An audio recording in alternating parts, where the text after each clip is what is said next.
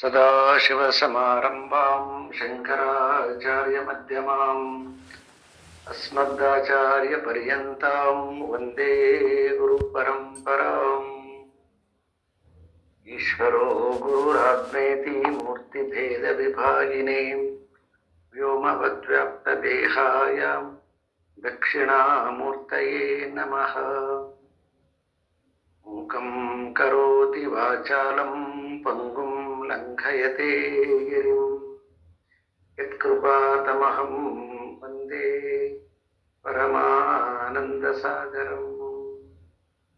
ಓಂ ಸಹನಾವವತು ಸಹನೌ ಭುನಕ್ತು ಸಹ ವೀರ್ಯಂ ಕರವಾವಹೈ ತೇಜಸ್ವಿನಾವಧೀತಮಸ್ತು ಮಾ ವಿದ್ವಿಷಾವಹೈ.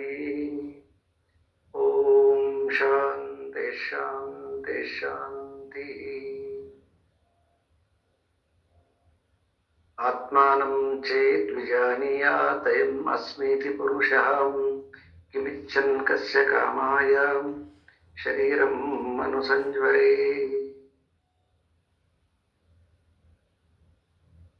ಪರಮಾತ್ಮನ ಅನುಗ್ರಹದಿಂದ ಶ್ರೀಮತಿ ವಿಮಲಾನಂದ ಹಾಗೂ ಎಲ್ಲ ಪಂಚದಶಿ ಶ್ರೋತೃ ವರ್ಗವೇ,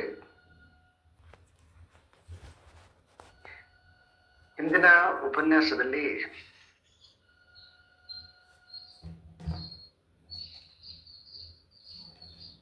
ಜ್ಞಾನಿಯಾಗಿರ್ತಕ್ಕಂಥವನು ಜ್ಞಾನವನ್ನ ತಿಳಿದ ಮೇಲೆ ತಾನು ಹಿಂದೆ ಮಾಡಿರುವಂತಹ ಕೆಲವೊಂದು ಘಟನೆಗಳನ್ನ ನೆನಪು ಮಾಡಿಕೊಂಡು ಈಗ ಜ್ಞಾನ ಬಂದ ಮೇಲೆ ಅವ್ರನ್ನ ಹೇಗೆ ನೋಡ್ತಾನೆ ಅನ್ನುವಂತಹದ್ದನ್ನ ಅನೇಕ ರೀತಿಯಾಗಿ ಒಂದಿಷ್ಟು ನಮಗೆ ಒಂದೆರಡು ಮೂರು ಶ್ಲೋಕದಲ್ಲಿ ಪರಿಚಯ ಮಾಡಿಸಿ ಕೊನೆಗೆ ಮುಂಡಕದ ಮಂತ್ರವನ್ನ ಹೇಳಿ ಹೇಗೆ ಆತ್ಮನನ್ನ ಯಾವಾಗಲೂ ಕೂಡ ಅವನು ಆತ್ಮನನ್ನ ಉಪಾಸನೆ ಮಾಡಕ್ಕೋಸ್ಕರ ಸಲುವಾಗಿ ಹೇಗೆ ಒಬ್ಬ ಯುವರಾಜನಾಗಿರ್ತಕ್ಕಂಥವನು ಹೇಗೆ ರಾಜನನ್ನ ಅನುಸರಿಸ್ತಾನೆ ಅನ್ನುವಂಥದ್ದನ್ನ ಹೇಳಿ, ಆ ರೀತಿಯಾಗಿ ರಾಜನನ್ನ ಅನುಸರಿಸಿರುವಂತಹ ಯುವರಾಜ ಹೇಗೆ ರಾಜನಾಗ್ತಾನೋ ಆ ರೀತಿಯಾಗಿ ಆತ್ಮನನ್ನ ಅನುಸರಿಸಿರುವಂತಹ ಮುಮುಕ್ಷು ಜ್ಞಾನಿ ಕೊನೆಗೆ ಅವನು ಎಲ್ಲ ಪ್ರಾರಬ್ಧವನ್ನ ಕಳೆದುಕೊಂಡು ಆ ಬ್ರಹ್ಮ ವಸ್ತುವೇ ತಾನಾಗ್ತಾನೆ ಅನ್ನುವಂತಹದ್ದನ್ನ ತಿಳಿಸಿ, ಮತ್ತೆ ಅಷ್ಟೇ ಅಲ್ಲ, ನಾವು ಕೂಡ ಅಂದ್ರೆ ಯಾರು ಆ ವಿಚಾರವನ್ನ ನಾವು ಅನುಸರಿಸ್ತಾ ಇದ್ದೀವಿ ಆ ಆಚಾರ್ಯರ ಕುಲದವರು ಅಂತ, ಯಾರು ಅವ್ರ ವಿಚಾರವನ್ನ ಅನುಸರಿಸ್ತಾರೆ ಅವರು ಆ ಕುಲದವರು ಅಂತ. ಅವರು ಕೂಡ ಬ್ರಹ್ಮವನ್ನ ಪಡಿಲಿಕ್ಕೆ ಯಾವುದೇ ಭೂತ ಪ್ರೇತಗಳಲ್ಲ. ಯಾಕಂದ್ರೆ ಒಂದು ಮಹತ್ತರವಾಗಿರ್ತಕ್ಕಂಥದ್ದನ್ನ ಪಡೆದುಕೊಳ್ಳುವಾಗ ದೇವತೆಗಳು ನಮಗೆ ಪುರಾಣ ಕಾಲದಲ್ಲಿ ನಾವು ಕೇಳ್ತೀವಿ, ಯಾರಾದರೂ ಘೋರವಾದ ತಪಸ್ಸು ಮಾಡಿದ್ರೆ ದೇವತೆಗಳು ಡಿಸ್ಟರ್ಬ್ ಆಗಿ ಅವರ ತಪಸ್ಸನ್ನ ಭಂಗ ಮಾಡಿ, ಯಾಕಂತಂದ್ರೆ ಅವರಿಗೆ ಎಲ್ಲಿ ಇವರು ದೇವಲೋಕದ ಮೇಲೆ ಕಣ್ಣಿಟ್ಬಿಡ್ತಾರೋ ಇನ್ನೇನ ಕೇಳ್ತಾರೆ ಅಂತಕ್ಕಂಥ ಹೆದರಿಕೆಯಿಂದ ಹೇಗೆ ಅವರು ಡಿಸ್ಟರ್ಬ್ ಮಾಡ್ತಾರೋ. ಆದ್ರೆ ಯಾರು ಈ ಆತ್ಮನನ್ನ ಪಡ್ಲಿಕ್ಕೆ ಪ್ರಯತ್ನವನ್ನು ತಪಸ್ಸನ್ನು ಮಾಡ್ತಾನೆ, ಇಂತಹ ತಪಸ್ಸಿಗೆ ದೇವತೆಗಳು ಕೂಡ ಅಡ್ಡಿ ಬರೋದಿಲ್ಲ. ಯಾಕಂತಂದ್ರೆ ದೇವತೆಗಳು ಆ ಕಾರ್ಯಕ್ಕೆ ಸಹಾಯವನ್ನ ಮಾಡ್ತಾರೆ, ಯಾವುದೇ ರೀತಿಯಾಗಿರ್ತಕ್ಕಂಥ ಅಡ್ಡಿ ಬರೋದಿಲ್ಲ ಅನ್ನುವಂಥದ್ದನ್ನು ತಿಳಿಸಿದ ಮೇಲೆ ಈಗ ಪುನಃ ಮತ್ತೆ ಇವತ್ತಿನ ಟಾಪಿಕ್ ಅಲ್ಲಿ ಅದೇ ಪ್ರಾರಬ್ಧ ಕರ್ಮದ ಅವನು ಕಳ್ಕೊಳ್ಳೋಕ್ಕೋಸ್ಕರ ಸಲುವಾಗಿ ಹೇಗೆ ಅವನು ಅತಿ ಹೆಚ್ಚು ಪ್ರಯತ್ನವನ್ನ ಮಾಡ್ತಾನೆ ಅನ್ನುವಂತಹ ದಿಶೆಯಲ್ಲಿ ಒಂದಿಷ್ಟು ವಿಚಾರಗಳನ್ನ ತಿಳಿಸೋದ್ರ ಜೊತೆಗೆ ಇದರಿಂದ ನಿರ್ಧಾರ ಆಗತಕ್ಕಂಥದ್ದು ಏನು ಅಂತಂದ್ರೆ, ಪ್ರಾರಬ್ಧ ಈಗಾಗಲೇ ನೋಡಿದ್ದೀವಿ, ಪುನಃ ಮತ್ತೆ ಪ್ರಾರಬ್ಧವನ್ನ ಭೋಗಿಸಿನೇ ಅದನ್ನ ಸಂಪೂರ್ಣವಾಗಿ ಮುಗಿಸ್ಬೇಕು. ಬಿಟ್ರೆ ಅದು ಜ್ಞಾನದಿಂದ ನಾಶ ಆಗೋದಿಲ್ಲ ಅಂತಕ್ಕಂಥದ್ದು ಸ್ಪಷ್ಟವಾಗಿ ನಮಗೆ ಗೊತ್ತಿರಬೇಕು. ಜೀವ ತನ್ನ ಜೀವತ್ವದಿಂದ ಬಿಡುಗಡೆಯನ್ನ ಪಡಿತಾನ, ಮುಕ್ತಿಯನ್ನ ಪಡಿತಾನ, ದುಃಖದಿಂದ ಮುಕ್ತಿಯನ್ನ ಪಡಿತಾನೆ. ಆದ್ರೆ ಪ್ರಾರಬ್ಧವನ್ನ ಅವನು ಕಂಪ್ಲೀಟ್ ಮಾಡಲೇಬೇಕಾಗುತ್ತೆ.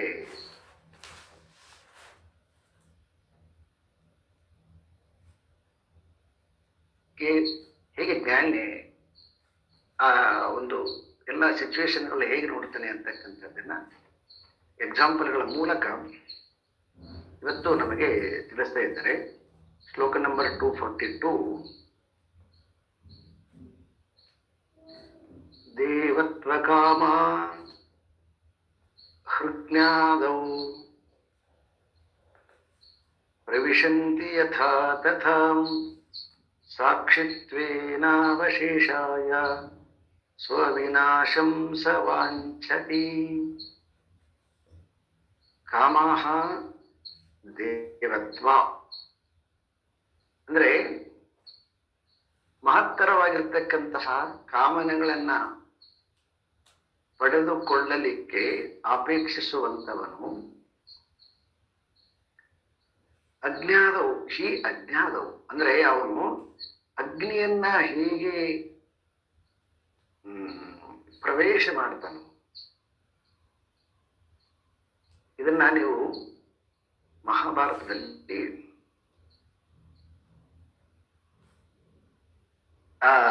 ಕಾಶಿ ರಾಣಿಯರು ಅಂಬಿಕೆ ಅಂಬಾಲಿಕೆ 3 ಜನರಲ್ಲಿ ಆ ಮೊದಲನೇವಳು ಅಂಬೆ ಆ ಭೀಷ್ಮನ ಮೇಲೆ ತನ್ನ ಕೋಪವನ್ನ ತೀರಿಸಿಕೊಳ್ಳಲಿಕ್ಕೆ ಅವಳು ಅಗ್ನಿಯನ್ನ ಪ್ರವೇಶ ಮಾಡತಕ್ಕಂಥದ್ದು ಬಹಳ ಸೊಗಸಾಗಿ ವ್ಯಾಸರು ಚಿತ್ರಿಸಿದ್ದಾರೆ. ಅಂದ್ರೆ ಅವ್ರಿಗೆ ಏನಿರ್ತದಂತಂದ್ರೆ ದೇಹದ ಮೇಲೆ ಸಂಪೂರ್ಣವಾಗಿರ್ತಕ್ಕಂತಹ ವಾಂಛೆ ಹೋಗಿಬಿಟ್ಟಿರ್ತದೆ. ಅವ್ರದ್ದು ಇಡೀ ವಾಂಛೆ ಎಲ್ಲಿರ್ತಂತಂದ್ರೆ ತಾನು ಏನು ಒಂದು ಛಲ ಏನು ಸಂಕಲ್ಪ ಮಾಡಿದ್ದೀನಿ ಆ ಭೀಷ್ಮನನ್ನ ಹತ ಮಾಡ್ಬೇಕಂತ, ಆ ಸಂಕಲ್ಪದ ಒಂದೇ ಒಂದು ಇಚ್ಛೆ ಇರುತ್ತೆ. ಹಾಗಾಗಿ ಅವಳು ಆ ಅಗ್ನಿಯನ್ನ ಪ್ರವೇಶ ಮಾಡ್ಲಿಕ್ಕೆ ಸ್ವಲ್ಪನೂ ಕೂಡ ಹೆದರೋದಿಲ್ಲ. ಆ ಅಗ್ನಿ ಒಳಗಡೆಗೆ ದೈಸಕ್ಕೆ ಓದ್ಬಿಡ್ತಾಳೆ ಅವಳು. ಅದೇ ರೀತಿಯಾಗಿ ಇಲ್ಲಿ ನಮಗೆ ಎಕ್ಸಾಂಪಲ್ ಕೊಡ್ತಾ ಇದ್ದಾರೆ. ಸಾಕ್ಷಿತ್ವೇನ ಅವಶೇಷಾಯ ಸ್ವ ವಿನಾಶಂ ಸ ವಾಂಛತಿ. ಹಾಗಾಗಿ ಈ ಜ್ವರದಿಂದ ಕೂಡಿರುವಂತಹ ಶರೀರಗಳನ್ನ ಕಳೆದುಕೊಳ್ಳಲಿಕ್ಕೆ ಹೆಂಗ ಅವನು ಅಗ್ನಿಯನ್ನ ಪ್ರವೇಶ ಮಾಡ್ತಾನೋ ಹಾಗೆ ಆತ್ಮನನ್ನ ಪಡಿಲಿಕ್ಕೋಸ್ಕರ ಸಲುವಾಗಿ, ಆತ್ಮನಲ್ಲಿ ಸಂಪೂರ್ಣವಾಗಿ ನಿಲ್ಲಿಸ್ಲಿಕ್ಕೋಸ್ಕರ ಸಲುವಾಗಿ ಪ್ರಾರಬ್ಧವನ್ನ ಕಳೆದುಕೊಳ್ಳಲಿಕ್ಕೆ ಅವನು ಯಾವುದೇ ರೀತಿಯಾಗಿರ್ತಕ್ಕಂತಹ ಹಿಂಜರಿಕೆ ಇರೋದಿಲ್ಲ.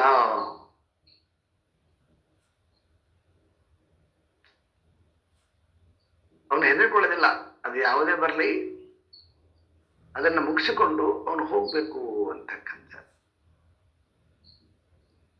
ಹಾಗಾಗಿ ನಾವು ಈ ಕೆಲವೊಂದಿಷ್ಟು ಮಹನೀಯರನ್ನ ನೋಡಿದಾಗ ಅವರಿಗೆ ಕ್ಯಾನ್ಸರ್ ಬಂದಾಗಲೂ ಕೂಡ ಅವರೇನ ಕ್ಯಾನ್ಸರ್ಗೆ ಹೆದರ್ಲಿಲ್ಲ ಅವರು. ಯಾಕಂತಂದ್ರೆ ಎನಿವೇ ಶರೀರವನ್ನು ನಾನು ಬಿಟ್ಟು ಕ್ರೆಡೆಯಾಗಿದ್ದೀನಿ, ಜ್ವರದಿಂದ ಕೂಟ್ರೆ ಮೊದಲೇ ನಿರ್ಧಾರ ಮಾಡಿದ್ದಾನೆ, ಇನ್ನು ಅದಕ್ಕೆ ಕ್ಯಾನ್ಸರ್ ಬಂದ್ರಷ್ಟೇ, ಇನ್ನೇನು ಬಂದ್ರಷ್ಟೇ ಅಂತ ಅವನು ಸ್ವಲ್ಪನೂ ಕೂಡ ಅವನು ಅದರ ಬಗ್ಗೆ ಹಿಂಜರಿಕೆ ಇರೋದಿಲ್ಲ. ಸೊ ಬೇಗ ಅವನು ಆ ಭೋಗದಿಂದ ಆ ಪ್ರಾರಬ್ಧದಿಂದ ಮುಕ್ತನಾಗ್ಲಿಕ್ಕೆ ಅವನು ಅಪೇಕ್ಷೆ ಪಡ್ತಾನೆ. ಹಾಗಾಗಿ ಇಲ್ಲಿ ನಾವು ಸಾಧಕರಾಗಿರ್ತಕ್ಕಂಥವ್ರಿಗೆ ಏನಾದ್ರೂ ಘಟನೆಗಳು ಬಂದ್ರೆ ಘಟನೆಗಳಿಗೆ ಹೆದರಬಾರ್ದು. ಆ ಎಲ್ಲ ಘಟನೆಗಳು ಬಂದು ಬೇಗ ಬೇಗ ಮುಗಿದ್ಬಿಡ್ಲಿ ಅನ್ನುವಂತಹ ತೀವ್ರವಾದ ಆ ಘಟನೆಗಳನ್ನ ಪೂರೈಸಿಕೊಳ್ಳದ ಕಡೆಗೆ ಗಮನ ಇರೋದು ಬಿಟ್ರೆ, ಅಯ್ಯೋ ಇದು ಬಂದ್ಬಿಟ್ರೆ ಹಾಗೆ ಹಾಗೆ ಹೀಗೆ ಅಂತೇಳಿ ಹೆದರ್ಕೋಬಾರ್ದು. ಸೊ ಒಂದು ರೀತಿಯಿಂದ ಯಾವುದೇ ರೀತಿಯಾಗಿರ್ತಕ್ಕಂತಹ, ಯಾಕಂದ್ರೆ ಪ್ರಾರಂಭದಲ್ಲಿ ಏನಿರ್ತದೆ ಗೊತ್ತಿರೋದಿಲ್ಲ, ಅದು ಯಾವುದೇ ಬಂದು ನಮ್ಮನ್ನ ಘಾಸಿ ಮಾಡಬಹುದು. ಘಾಸಿ ಮಾಡುವಾಗ ಈ ಸತ್ಯ ಗೊತ್ತಿತ್ತಂದ್ರೆ ಅವಾಗ ಅವನೇನಾಗ್ತಾನ, ಅದನ್ನ ನಗನಗತ ಸ್ವೀಕಾರ ಮಾಡ್ತಾನೆ. ಬಿಟ್ರೆ ಯಾಕಂತಂದ್ರೆ ಅವನಿಗೆ ಚೆನ್ನಾಗಿ ಗೊತ್ತಿದೆ, ಅದನ್ನ ದಾಟಿಕೊಂಡು ಹೋಗ್ಬೇಕು ಅಂತ ಚೆನ್ನಾಗಿ ಗೊತ್ತಿದೆ.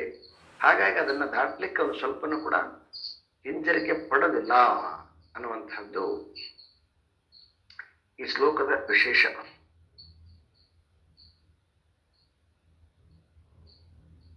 ಇನ್ನು ಯಾವತ್ ಸ್ವದೇಹದಾಹಂ ಸ ನರತ್ವಂ ನೈವ ಮುಂಚತಿ ಯಾವದಾರಬ್ಧ ದೇಹಂ ಶಾನ್ ನ ಭಾಸತ್ವ ವಿಮೋಚನಂ. ಈಗ ಅದಕ್ಕಿಂತ ಮುಂದುವರೆದು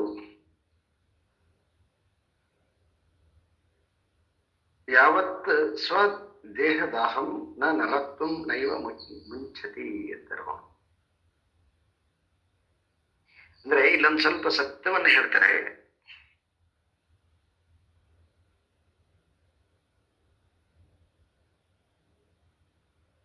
ದೇಹ ಸಂಪೂರ್ಣವಾಗಿ ನಾವು ಅಗ್ನಿಗೆ ಕೊಟ್ಟಾಗ ಆ ಅಗ್ನಿಯಲ್ಲಿ ಸಂಪೂರ್ಣವಾಗಿ ಅದು ದಹಿಸ್ಬೇಕು. ದಹಿಸಿದಾಗ ಮಾತ್ರ ಅದು ತನ್ನ ಗುಣವನ್ನ ಕಳೆದುಕೊಳ್ಳುತ್ತೆ, ತನ್ನ ರೂಪವನ್ನ ಕಳೆದುಕೊಳ್ಳುತ್ತೆ.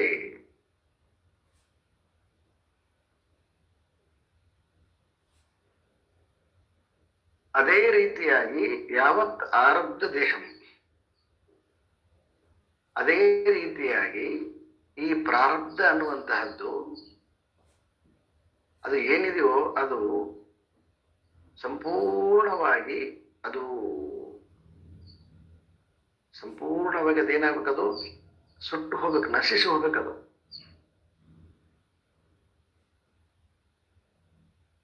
ಎಲ್ಲಿ ತನಕ ನಿಮಗೆ ಪ್ರಾರಬ್ಧ ಇರ್ತದ ಅಲ್ಲಿ ತನಕನೂ ಕೂಡ ಈ ಚಿದಾಭಾಸದ ಅಂದ್ರೆ ಈ ದೇಹ ಇಂದ್ರಿಯಗಳ ವ್ಯಾಪಾರದ ಏನೊಂದು ಸಂಘಾತ ಅಲ್ಲಿ ತನಕನೂ ಕೂಡ ಅದು ಸೊ ಶರೀರ ಧರ್ಮದಿಂದ ತೋರ್ತಾ ಇರ್ತದೆ. ಹಾಗಾಗಿ ಪ್ರಾರಬ್ಧವನ್ನ ಕಳ್ಕೊಳ್ಳಿಕ್ಕೆ ಅತ್ಯಂತ ತೀವ್ರವಾಗಿ ಜ್ಞಾನಿಯಾಗಿರ್ತಕ್ಕಂಥವನು ಪ್ರಯತ್ನ ಮಾಡ್ತಾನೆ. ಬಹಳ ಅತ್ಯಂತ ಉಗ್ರವಾಗಿರ್ತಕ್ಕಂತಹ ಎಕ್ಸಾಂಪಲ್ಗಳನ್ನ ಈ ಎರಡಲ್ಲಿ ಕೊಟ್ಬಿಟ್ಟಿದ್ದಾರೆ. ಸೊ ಈಗ ಒಂದಿಷ್ಟು ಸರಳವಾಗಿರ್ತಕ್ಕಂಥದ್ದು ಮತ್ತು ಅತ್ಯಂತ ಹೆಚ್ಚು ಇವು ಸ್ವಲ್ಪ ರುದ್ರವಾಗಿರ್ತಕ್ಕಂಥವು ಎರಡು ಶ್ಲೋಕಗಳು. ಆದರೆ ಈಗ ಹೇಳುವಂಥದ್ದು ನಮಗೆಲ್ಲರಿಗೂ ಕೂಡ ಮನವರಿಕೆಯಾಗುವಂತಹ ಒಂದು ಎಕ್ಸಾಂಪಲ್ನ ಕೊಡ್ತಾರೆ. ರಜ್ಜು ಜ್ಞಾನೇಪಿ ಕಂಪಾದಿಃ ಶನೈರೇವೋಪಶಾಮ್ಯತಿ ಪುನರ್ಮಂದಾಂಧಕಾರೇ ಸಾ ರಜ್ಜು ಕ್ಲಿಪ್ತೋ ರಗೀ ಭವೇತ್. ರಜ್ಜು ಜ್ಞಾನೇ ಅಪಿ ಕಂಪಾದಿಃ ಶನೈಃ ಏವ ಉಪಶಾಮ್ಯತಿ. ಶನೈಃ ಇವ ಉಪಶಾಮ್ಯತಿ ಪುನಃ ಮಂದಾಂಧಕಾರೇ ಸಾ ರಜ್ಜು ಕ್ಲಿಪ್ತೋ ರಗೀ ಭವೇತ್. ಇದು ಸ್ವಲ್ಪ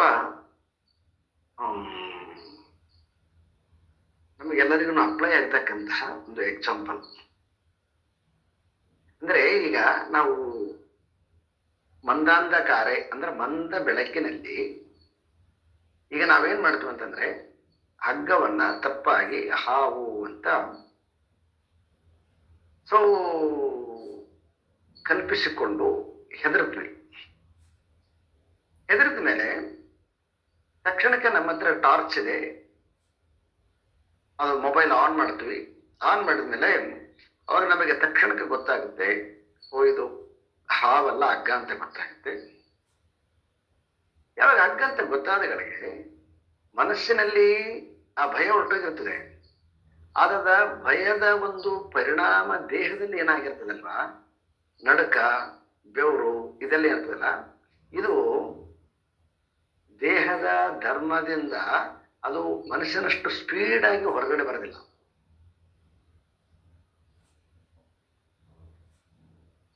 ಮನಸ್ಸು ಬೇಗ ಹೊರಗಡೆ ಬಂದ್ಬಿಡುತ್ತೆ, ಆದರೆ ದೇಹದ ಸ್ವಭಾವ ಹಂಗಲ್ಲ. ಅದು ನಿಧಾನವಾಗಿ ಆ ಕಂಪನಾಗ್ಲಿ, ಆ ನಡುಕ ಆಗ್ಲಿ, ಬೆವರು ಗಾಬರಿ ಆಗಿರ್ತಕ್ಕಂಥದ್ದು ಇದೆಲ್ಲ ಏನಾಗುತ್ತೆ ಅಂದ್ರೆ ಇದು ನಿಧಾನವಾಗಿ ಕಡಿಮೆ ಆಗುತ್ತೆ ಅಂತಾರ. ಅದು ತಕ್ಷಣಕ್ಕೆ ಹೊರಟೋಗೋದಿಲ್ಲ, ದೇಹದ ಮೇಲೆ ಆಗಿರ್ತಕ್ಕಂಥ ಪರಿಣಾಮ ನಿಧಾನವಾಗಿ ಆಗುತ್ತೆ.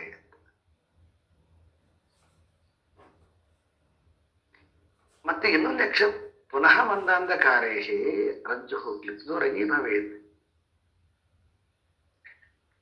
ಮತ್ತೆ ನಾಳೆ ದಿನ ಮತ್ತೆ ಪುನಃ ನಾವು ರಸ್ತೆಯಲ್ಲಿ ಹೋಗುವಾಗ ಮತ್ತೆ ಸೇಮ್ ಅದು ಏನು ನಿನ್ನೆ ದಿನ ಆಗಿತ್ತು ಅದೇ ತರ ಪುನಃ ಮತ್ತೆ ಆದಾಗಲೂ ಕೂಡ ಮತ್ತೆ ಪುನಃ ಅದೇ ರೀತಿಯಾಗಿ ಆಗುತ್ತೆ. ಯಾಕೆ ಅಂತಂದ್ರೆ ಆ ಓಲ್ಡ್ ಸ್ವಭಾವ ಏನಿರ್ತವಲ್ಲ ಅವು ಅಷ್ಟು ಸ್ಟ್ರಾಂಗ್ ಆಗಿರ್ತವೆ, ತಕ್ಷಣಕ್ಕೆ ನಿಮ್ಗೆ ಹೊರಟೋಗೋದಿಲ್ಲ. ಇದನ್ನ ಎಕ್ಸಾಂಪಲ್ ಕೊಡೋದು ಏನಕ್ಕಂತಂದ್ರೆ, ನಮಗೆ ಆತ್ಮ ಅಂತ ಗೊತ್ತಿದ್ದಾಗಲೂ ಕೂಡ ವ್ಯವಹಾರ ಮಾಡುವಾಗ ಮತ್ತೆ ಕರ್ತನಾಗಿ ಭೋಕ್ತನಾಗಿನೇ ಕೆಲಸ ಮಾಡಿಬಿಡ್ತೀವಿ ನಾವು. ಇವತ್ತು ನಾನು ಹಾಗೆ ಮಾಡಬಾರ್ದು, ಎಲ್ಲ ಆತ್ಮಸ್ಥಿತಿಯಲ್ಲೇ ಕೆಲಸ ಮಾಡಬೇಕು ಅಂತ ಒಂದು ಸಂಕಲ್ಪ ತಗೊಂಡು ನಾವು ತುಂಬಾ ಕಾನ್ಸಿಯಸ್ ಆಗಿ ಮಾಡ್ತಾ ಇದ್ರು ಕೂಡ, ಆದರೆ ಯಾವುದಾದ್ರೂ ಒಂದು ಭಯ ಅಥವಾ ತುಂಬಾ ಇಂಪಾರ್ಟೆಂಟ್ ಆಗಿತ್ತು ಅಂದಗಳಿಗೆ ಮತ್ತೆ ಅಲ್ಲಿ ಏನ್ ಮಾಡಿಬಿಡ್ತೀವಿ, ಅಲ್ಲಿ ನಾವು ಪುನಃ ಮತ್ತೆ ಜಾರಿ ಬಿಟ್ಟು ಮತ್ತೆ ಮೊದಲಂತೆನೆ ವರ್ತನೆ ಮಾಡ್ತೀವಿ. ಮೊದಲಂತೆನೆ ವರ್ತನೆ ಮಾಡಿದಾಗ ಮತ್ತೆ ಅದರ ಪರಿಣಾಮದಿಂದ ಏನಾಗುತ್ತೆ, ಹೆಂಗ ಅದು ದೇಹ ಕಂಪಿಸ್ತದೋ ಹಾಗೆ ಈ ಚಿದಾಭಾಸ ಇರುವವರೆಗೂ ಕೂಡ ಈ ರೀತಿಯಾಗಿರ್ತಕ್ಕಂತಹ ಒಂದಿಷ್ಟು ಡಿಸ್ಟರ್ಬ್ ಇದ್ದೇ ಇರ್ತದೆ. ಹಾಗಾಗಿ ನಮಗೆ ಒಂದು ಇಲ್ಲಿ ಇನ್ನೊಂದು ರೀತಿಯಾಗಿರ್ತಕ್ಕಂಥ ಆಶ್ವಾಸನೆ ಕೊಡ್ತಾರೆ. ಯಾರಾದರೂ ನಮಗೆ ಏನ್ರಿ ಏನು ಇಷ್ಟು 7-8 ವರ್ಷ ಆಗಿ ಬಂತು, ಇಷ್ಟು ವರ್ಷದಿಂದ ಪಾಠ ಕೇಳ್ತಾ ಇದ್ದೀರಾ, ಏನು ಹೇಗ್ ಮಾಡ್ತಾ ಇದ್ದೀರಿ, ಏನು ಆತ್ಮಂತ ಅಂತ ಹೇಳ್ತಾ ಇದ್ದೀರಿ ಅಂತ ಯಾರು ಹಿಡಿದಾಗಲೂ ಕೂಡ ನಾವೇನ್ ಮಾಡ್ಬೇಕು, ಈ ಎಕ್ಸಾಂಪಲ್ ಕೊಡ್ಬೇಕು.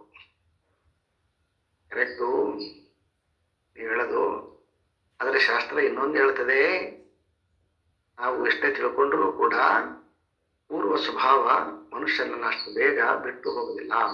ಯಾಕಂದ್ರೆ ಇವೆಲ್ಲ ಭಯ ದುಃಖಕ್ಕೆ ಸಂಬಂಧಪಟ್ಟಿರ್ತಕ್ಕಂಥವು ಬಹಳ ಅತ್ಯಂತ ಗಾಢವಾಗಿ ಮನಸ್ಸಿನ ಮೇಲೆ ಪರಿಣಾಮ ಮಾಡಿರ್ತವೆ. ಎಷ್ಟು ಗಾಢವಾಗಿ ಮಾಡಿರ್ತವೋ ಅಷ್ಟೇ ನಿಧಾನವಾಗಿ ಅವು ದೇಹದಿಂದ ನಮ್ಮ ಮನಸ್ಸಿನಿಂದ ಬಿಟ್ಟು ಹೋಗ್ತಾ ಬಿಟ್ರೆ ತಕ್ಷಣಕ್ಕೆ ಬಿಟ್ಟು ಹೋಗೋದಿಲ್ಲ. ಹಾಗಾಗಿ ಪುನಃ ಪುನಃ ಮತ್ತೆ ಈ ಚಿದಾಭಾಸನ ಒಂದು ಪರಿಣಾಮದಿಂದ ಮತ್ತೆ ಆತ್ಮಸ್ಮೃತಿ ಹೊರಟೋಗಿ ಚಿದಾಭಾಸನೆ ನಾನು ಅನ್ನುವಂತಹ ಒಂದು ಭಾವನೆ ಸಹಜವಾಗಿ ಬರುತ್ತೆ. ಹಾಗಾಗಿ ನಾವು ಯಾರು ಈ ವಿಷಯದಲ್ಲಿ ಮುಜುಗರ ಮಾಡಿಕೊಳ್ಳೋದಾಗ್ಲಿ ಹೆದರಿಕೊಳ್ಳೋದಾಗ್ಲಿ ಬೇಕಾಗಿಲ್ಲ. ಶಾಸ್ತ್ರ ನಮಗೆ ಊರುಗೋಲಾಗಿ ನಮಗೆ ಗೈಡೆನ್ಸ್ ಮಾಡ್ತಾ ಇದೆ, ಇದು ಸಹಜನೇ ಇದು ಅಂತ ಹೇಳ್ಬಿಟ್ಟು.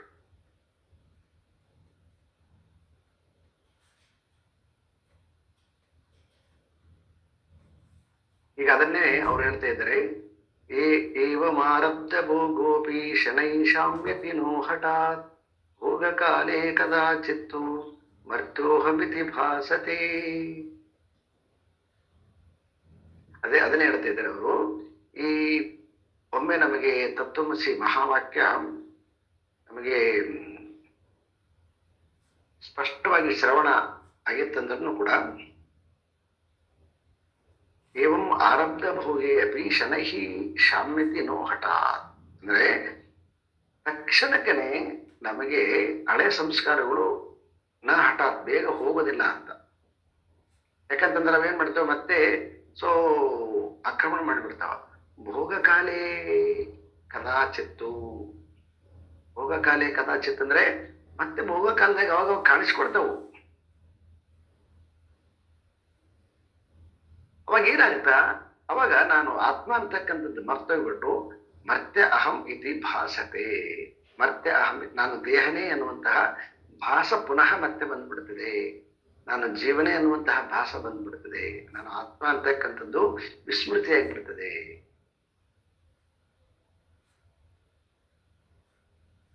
ಹಾಗಾಗಿ ನಾವು ಯಾವುದೇ ರೀತಿಯಿಂದ ಪ್ರಾಕ್ಟೀಸ್ ಮಾಡುವಾಗ ಅಂದ್ರೆ ಜೀವನ ಮಾಡುವಾಗ, ಪ್ರಾಕ್ಟೀಸ್ ಮಾಡುವಾಗ ಅಂದ್ರೆ ಜೀವನ ಮಾಡುವಾಗ ಈ ತರದ ಘಟನೆಗಳು ಬಂದಾಗ ನಾವೆಲ್ಲರೂ ಕೂಡ ಸಾಮಾನ್ಯ ಮನುಷ್ಯರಂತಾನೆ ವರ್ತನೆ ಮಾಡ್ತೀವಿ. ಇದು ಶಾಸ್ತ್ರಕ್ಕೆ ಸಮ್ಮತವಾಗಿದೆ, ಅಪರಾಧ ಅಲ್ಲ. ಯಾಕಂತಂದ್ರೆ ಅವರು ಸ್ಪಷ್ಟವಾಗಿ ಬರಿತಾ ಇದ್ದಾರೆ, ಅದು ಭೋಗದ ಆ ಒಂದು ಸಂಘಾತನೆ ಅಷ್ಟು ನಮಗೆ ಸ್ಟ್ರಾಂಗ್ ಆಗಿ ಒಂದು ಸೀಲ್ ಹಾಕಿರ್ತದೆ. ಅದು ಅನೇಕ ವರ್ಷಗಳ ಕಾಲ ಮಾಡಿರ್ತಕ್ಕಂತಹ ಅನೇಕ ಜನ್ಮ ಅಂತ ಹೇಳ್ತಾರೆ. ಜನ್ಮ ಅಂತಕ್ಕಂಥದ್ದನ್ನ ಹೇಳಿದಾಗ ಕೆಲವೊಮ್ಮೆ ನಮಗಿದಾಗತ್ತೆ ಅಂತ ಹೇಳಿ ಈಗ ನಾನು ಅನೇಕ ವರ್ಷಗಳ ಕಾಲ ಅಂತ ಹೀಗೆ ಹೇಳ್ತಾ ಇದ್ದೀನಿ. ಅನೇಕ ವರ್ಷಗಳ ಕಾಲ ಯಾವುದನ್ನ ನಾವು ಕರ್ತ ಭೋಕ್ತಂತ ಯಾವುದನ್ನ ಅಭಿಮಾನ ಇಟ್ಟುಕೊಂಡು ಮಾಡಿದ್ದೆವೋ ಮತ್ತೆ ಅದೇ ಕರ್ತ ಭೋಕ್ತನ ಮೇಲೆ ನಮ್ಮ ಜೀವನವನ್ನ ನಾವು ಪ್ಲಾನ್ ಮಾಡಿಕೊಂಡಿದ್ದೆವೋ, ಆ ಪ್ಲಾನ್ ಮಾಡಿಕೊಂಡಿರ್ತಕ್ಕಂಥದ್ದು ಈಗ ತಕ್ಷಣಕ್ಕೆ ನಮಗೆ ಈಗ ಶ್ರವಣ ಕಾಲದಿಂದ ನಮಗೆ ಸ್ಪಷ್ಟವಾಗಿ ನಾನು ಆತ್ಮ ಅಂತ ತಿಳಿದಾಗಲೂ ಕೂಡ ಅಂತಹ ಜ್ಞಾನಿಗಳಿಗೆ ಮತ್ತೆ ವಿಸ್ಮೃತಿ ಆಗ್ತಾ ಇರ್ತದೆ. ಇದು ವಿಸ್ಮೃತಿ ಅಂತಕ್ಕಂಥದ್ದು ಬಹಳ ಕ್ಲಿಷ್ಟವಾಗಿರ್ತಕ್ಕಂಥದ್ದು. ಎಲ್ಲ ಬಿಟ್ಟಿರ್ತಕ್ಕಂತಹ ಸಾಧು ಅವ್ರಿಗೂ ಕೂಡ ವ್ಯವಹಾರದಲ್ಲಿ ಅದು ಸಾಮಾನ್ಯರಂತೆಯೇ ಕಂಡುಬಿಡುತ್ತೆ, ಆದ್ರೆ ಅದು ಗೊತ್ತಾಗೋದಿಲ್ಲ. ಅದು ಅವ್ರು ಯಾವ ರೀತಿಯಾಗಿ ಅದನ್ನ ಮಾಡಿರ್ತಾರೋ ಗೊತ್ತಿರೋದಿಲ್ಲ, ಆದ್ರೆ ನಮಗೆ ಅನಿಸ್ತದೆ ಸಾಮಾನ್ಯರಂತೆ ಕಂಡುಬಿಡ್ತದೆ. ಅನೇಕ ಸಂಗತಿಗಳು ಈ ಒಂದು ಪ್ರಾಪರ್ಟಿಗೋಸ್ಕರ ಅವರು ಇರುವಾಗ ಅನೇಕ ಭಕ್ತರು ಬಂದು ಏನೇ ಕೊಟ್ಬಿಡ್ತಾರೆ, ಒಂದು ದೊಡ್ಡದೊಂದು ಪ್ರಾಪರ್ಟಿ ಆಗಿಬಿಡ್ತದೆ, ಒಂದು ದೊಡ್ಡದೊಂದು ಆಶ್ರಮ ಆಗಿಬಿಡ್ತದೆ.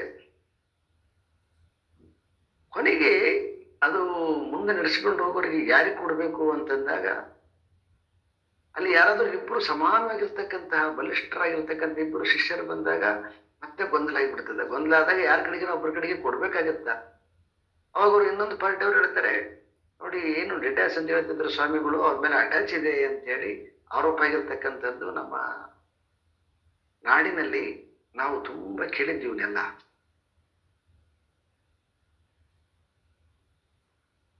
ಹಾಗಾಗಿ ನಾವು ಏನು ಒಮ್ಮೆ ಸನ್ಯಾಸಿಗಳಂತ ಆದ್ಮೇಲೆ ಮತ್ತೆ ಯಾಕೆ ಮೋಹ ಬರಬೇಕು ಅನ್ನುವಂಥದ್ದು ಸ್ಟ್ಯಾಂಡ್ ಪಾಯಿಂಟು ಕರೆಕ್ಟ್ ಆಗಿರ್ತದೆ. ಆದರೆ ಅದು ಸನ್ಯಾಸ ಅಂತಕ್ಕಂಥದ್ದು ಎಷ್ಟು ಕಠೋರವಾಗಿರ್ತದೆ ಅನ್ನುವಂಥದ್ದು ನಾವಲ್ಲಿ ನಡೆದಾಗಲೇ ಗೊತ್ತಾಗತ್ತೆ. ಬಿಟ್ರೆ ನಾವು ನಡಲಾರ್ದ ಸುಮ್ಮನೆ ಇನ್ನೊಬ್ರಿಗೆ ಹೇಳಲಿಕ್ಕೆ ತುಂಬಾ ಸುಲಭ ಅನಿಸುತ್ತೆ.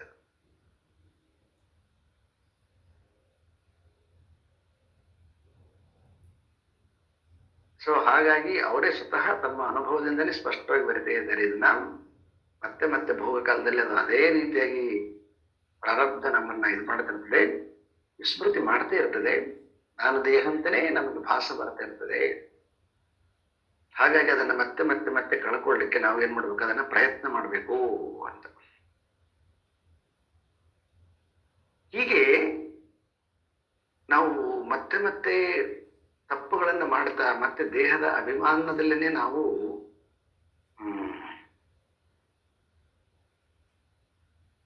ಹೊಂದಿಬಿಟ್ಟು ಅಂತಂದ್ರೆ ಮತ್ತಿಷ್ಟು ಕೇಳಿರ್ತಕ್ಕಂಥ ತತ್ವದ್ದು ಹಂಗಾರೆ ಏನು ಅದರದ್ದು ಪರಿಣಾಮ ಪ್ರಭಾವ ಆಗೋದಿಲ್ವೇ ಅಂತ ಕೇಳಿದ್ರೆ ಮತ್ತೆ ಅದಕ್ಕೆ ಅವರು ನೋಡಿ ಒಂದು ಹೇಳುವಾಗ ಎಷ್ಟೊಂದು ಎಚ್ಚರಿಕೆಯಿಂದ ಅದನ್ನ ತೋರಿಸ್ಬೇಕು, ಮತ್ತೆ ಅದು ಅಷ್ಟು ಬಲಿಷ್ಠ ಅಲ್ಲ ಅಂತನೂ ಕೂಡ ಹೇಳ್ಬೇಕು. ಇಷ್ಟು ಈ ಆಚಾರ್ಯರ ಕೆಲಸ ಎಷ್ಟು ಕಾಠಿಣ್ಯವಾಗಿರ್ತಕ್ಕಂಥದ್ದು ಅಂತ, ಮತ್ತು ಎಷ್ಟು ಅವರಿಗೆ ಹೃದಯ ಅಂತಃಕರಣ ಇದೆ ಅಂತಕ್ಕಂಥದ್ದು.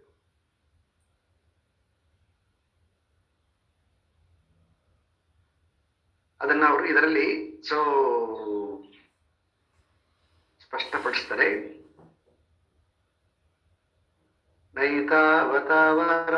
ನೈತಾವತಾಪರಾಧೇನಾಂ ತತ್ವಜ್ಞಾನಂ ವಿನಶ್ಯತಿ ಜೀವನ್ ಮುಕ್ತಿರತಂ ನಾಯಿದಂ ಎಂತು ವಸ್ತು ಸ್ಥಿತಿ ಖಲು.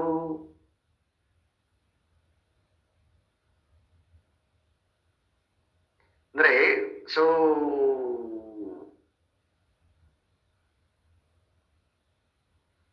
ಈ ಪ್ರಾಕ್ಟೀಸ್ ಮಾಡುವಾಗ ಪುನಃ ಪುನಃ ತಪ್ಪು, ಅಪರಾಧ ಅಂತಂದ್ರೆ ತಪ್ಪುಗಳನ್ನ ನಾವು ಮಾಡ್ತಾ ಇರುವಾಗ ಅವಾಗವಾಗ ಅಂದ್ರೆ ರೆಗ್ಯುಲರ್ ಆಗಿಲ್ಲ, ಯಾವಾಗಾರ ಒಮ್ಮೊಮ್ಮೆ ಏನಾಗ್ತದೆ, ಈ ತತ್ವಜ್ಞಾನ ಅಂತಕ್ಕಂಥದ್ದು ವಿಸ್ಮೃತಿ ಆಗ್ತದೆ, ಆದ್ರೆ ಅದು ನಾಶ ಆಗೋದಿಲ್ಲ ಅಂತಾರೆ. ತತ್ವಜ್ಞಾನಂ ವಿನಶ್ಯತಿ, ಅದು ನಾಶ ಆಗೋದಿಲ್ಲ. ಅದು ಯಾಕೆ ನಾಶ ಆಗಲ್ಲ ಅಂತಂದ್ರೆ, ಈ ಆತ್ಮ ಅಂತಕ್ಕಂಥದ್ದು ಅದು ಯಾವುದೋ ಒಂದು ರಥದ ತರ, ಅಂದ್ರೆ ಏನೋ ಒಂದು ಪಡ್ಕೊಳ್ಬೇಕಾಗಿದ್ದು ನಮ್ಗಿಂತ ಭಿನ್ನವಾಗಿರ್ತಕ್ಕಂಥದ್ದಾಗಿತ್ತಂದ್ರೆ ಅದು ಕಳೆದೋಗುತ್ತೆ ಅಂತಕ್ಕಂಥದ್ದು ಭಯ ಇರ್ತದೆ ಸಹಜವಾಗಿ. ವಸ್ತುತಂತ್ರ ಅಂತ ಶಂಕರದ್ದು ಬಹಳ ಬ್ಯೂಟಿಫುಲ್ ಆಗಿ, ಕರ್ತೃತಂತ್ರ ಅಲ್ಲ ಇದು ಮುಕ್ತಿ ಅಂತಕ್ಕಂಥದ್ದು, ಇದು ವಸ್ತುತಂತ್ರ ಅಂತಾರೆ. ವಸ್ತುತಂತ್ರ ಅಂತಂದ್ರೆ ಸ್ವರೂಪತಃ ವಸ್ತು ಅಂದ್ರೆ ಸ್ವಭಾವದಿಂದ ನಾನು ಮತ್ತು ಆತ್ಮ ಅಥವಾ ಪರಮಾತ್ಮ ಒಂದೇ ಮಟೀರಿಯಲ್ ಬೇರೆ ಬೇರೆ ಇಲ್ಲ. ಇಲ್ಲಿ ಏನಾಗ್ತಾ ಇದೆ, ಮಟೀರಿಯಲ್ ಒಂದೇ ಇದೆ, ಆದ್ರೆ ಕಲರ್ ಬೇರೆ ಇದೆ. ಇಲ್ಲಿ ರಂಗ್ ಅದ, ಅಲ್ಲಿ ರಂಗ್ ಇಲ್ಲ. ಇಲ್ಲಿ ಗುಣ ಅದ, ಅಲ್ಲಿ ಗುಣ ಇಲ್ಲ. ಇಲ್ಲಿ ಕರ್ಮ ಅದ, ಅಲ್ಲಿ ಅಕರ್ಮ ಅದ. ಇಲ್ಲಿ ವ್ಯಾಪ್ತಿ ಅದ, ಅಲ್ಲಿ ವ್ಯಾಪ್ತಿಗೆ ಅತೀತವಾಗಿರ್ತಕ್ಕಂಥದ್ದದ. ಆದ್ರೆ ಮಟೀರಿಯಲ್ ಒಂದೇ ಅದ. ಆ ಕಾರಣದಿಂದ ಈ ಏನು ಗುಣಾದಿಗಳು ಇವೆಲ್ಲ ಆತ್ಮನಷ್ಟು ನಮಗೆ ದೃಢವಾಗಿ ಅವೆಲ್ಲವೂ ವಸ್ತುತಃ. ಹಾಗೇನಾದ್ರೂ ನಾವು ಆತ್ಮಸ್ವರೂಪರ ಅಲ್ಲದೆ ಹೋಗ್ಬಿಟ್ಟಿದ್ವಿ ಅಂತಂದ್ರೆ ನಾವು ಇಷ್ಟು ಅನೇಕ ಜನ್ಮಗಳ ಕಾಲ ಇದನ್ನು ಪ್ರಯತ್ನ ಮಾಡ್ತಾ ಇದ್ದಿಲ್ಲ. ನಾವು ಎಷ್ಟೇ ಜನ್ಮಗಳು ನಾವು ಜೀವನ ಮಾಡಿದಾಗಲೂ ಕೂಡ ಶಾಂತಿಯನ್ನ ಪಡಿಬೇಕು, ಬಿಡುಗಡೆಯನ್ನ ಪಡಿಬೇಕು ಅಂತ ಯಾವಾಗಲೂ ಕೂಡ ನಾವು ಕಳ್ಕೊಂಡಿಲ್ಲ ನೋಡ್ರಿ. ಎಷ್ಟೇ ಸಮೃದ್ಧವಾಗಿರ್ತಕ್ಕಂತಹ ಜೀವನ ಇದ್ದಾಗಲೂ ಕೂಡ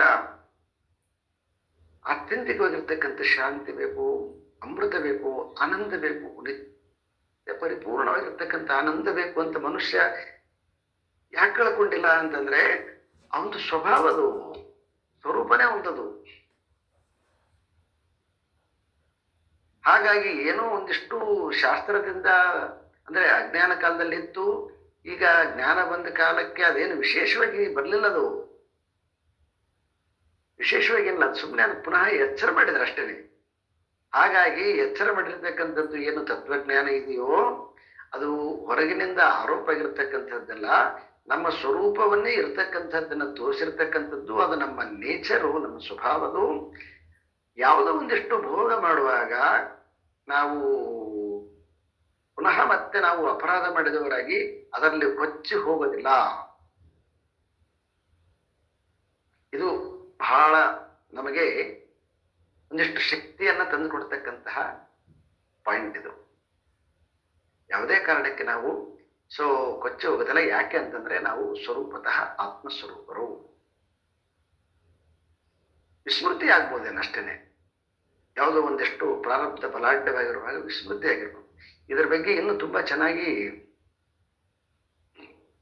ವಿವರಣೆಯನ್ನ ಕೊಡ್ತಾರೆ. ಮುಂದೆ ಮುಂದೆ ಸುಮಾರು ಕಡೆ ವಿವರಣೆಯನ್ನ ಕೊಡ್ತಾರೆ ಇದಕ್ಕೆಲ್ಲನೂ ಕೂಡ. ಒಂದು ವೇಳೆ ವಿಸ್ಮೃತಿ ಅಂದ್ರೆ ಸ್ಮೃತಿ ಕಂಪ್ಲೀಟ್ ಆಗಿ ಹೊರಟೋಗ್ಬಿಡಿತು ಅಂತಂದಗಳಿಗೆ, ಮರಣ ಬಂದ್ಬಿಡ್ತಿ ಅಂತಂದಗಳಿಗೆ, ಅವಾಗ ಅವನು ಮತ್ತೆ ಏನು ಅವನು ಮುಕ್ತಾತ್ಮನಾಗೋದಿಲ್ವಾ ಅಂತ ಪ್ರಶ್ನೆಗಳನ್ನ ಎತ್ತಿಕೊಂಡು ಸಾಧ್ಯನೇ ಇಲ್ಲ.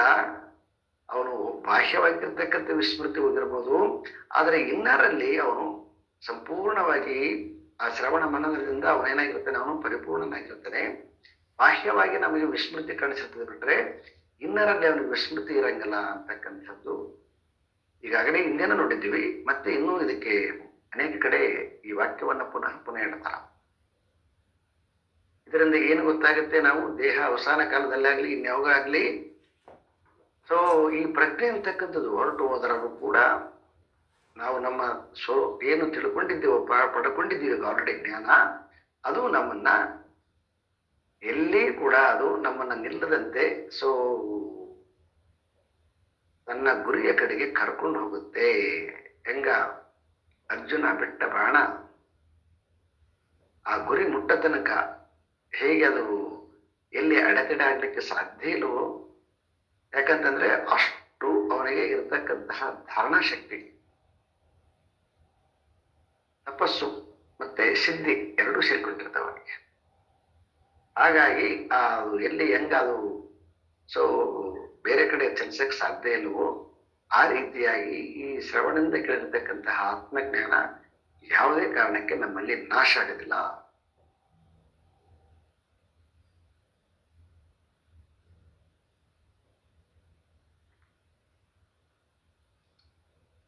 ಈಗ ನಾವೀಗಾಗಲೇ ಒಂದು ಎಕ್ಸಾಂಪಲ್ ನೋಡಿದ್ವಿ. ಏನ್ ಎಕ್ಸಾಂಪಲ್ ಅಂತಂದ್ರೆ, ಈಗ ಹಗ್ಗನ್ನ ಹಾವಾಗಿ ತಿಳ್ಕೊಂಡಿದ್ದೀವಿ. ಹಾವಾಗಿ ತಿಳ್ಕೊಂಡಿರೋದ್ರಿಂದ ಆ ಭಯ ಕಂಪನ ಇವೆಲ್ಲ ಏನಿದಾವಲ್ವಾ, ಮತ್ತೆ ಇವೆಲ್ಲವೂ ಹಾಗೆ ಶಾಶ್ವತವಾಗಿರ್ತಾವ, ಅವೇನು ಹೋಗೋದಿಲ್ವಾ ಅನ್ನುವಂತಹ ಪ್ರಶ್ನೆಗೆ ಮತ್ತೆ ಪುನಃ ಮತ್ತೆ ನಾಳೆ ದಿನ ಮತ್ತೆ ಅದನ್ನು ನೋಡಿದಗಳಿಗೆ ಮತ್ತೆ ಪುನಃ ಅದೇ ರೀತಿ ಆಗ್ತದ. ಆಗಿತ್ತಂದ್ರೆ ನಡಕ ಭಯ ಇವೆಲ್ಲವೂ ಕೂಡ ಶಾಶ್ವತವಾಗಿರ್ತಾವ ಅನ್ನುವಂತಹ ಪ್ರಶ್ನೆ ಮತ್ತೆ ಉದ್ಭವ ಆಗ್ಬೋದು. ಈಗ ಅದಕ್ಕೆ ಒಂದು ಬ್ಯೂಟಿಫುಲ್ ಆಗಿರ್ತಕ್ಕಂತಹ ಎಕ್ಸಾಂಪಲ್ ಕೊಡ್ತಾರೆ. ಏನ್ ಎಕ್ಸಾಂಪಲ್ ಅಂತಂದ್ರೆ,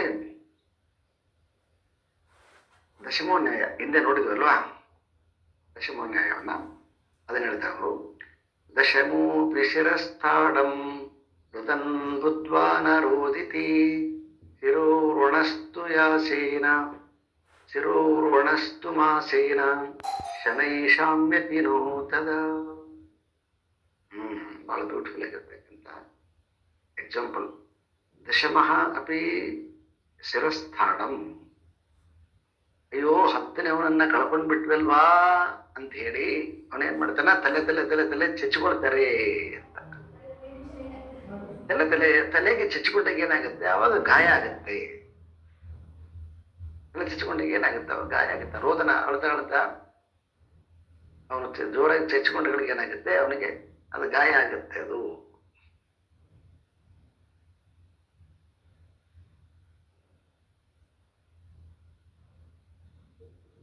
ಯಾವಾಗ ಹೀಗೆ ಅವನು ರೋದನ ಮಾಡ್ತಾ ಇರುವಾಗ ಅವಾಗ ಒಬ್ಬ ದಾರಿ ಹೋಗ ಬಂದ್ಬಿಟ್ಟು 10ನೇವನು ಟೂರಿಸ್ಟ್ಗಳಿಗೆ ಏನಾಗುತ್ತೆ, ಅವಾಗ ರೋದನ ಮಾಡೋದು ನಿಲ್ಲುತ್ತೆ, ತಲೆ ಚಿಚ್ಕೊಳ್ಳೋದು ನಿಲ್ಲುತ್ತೆ.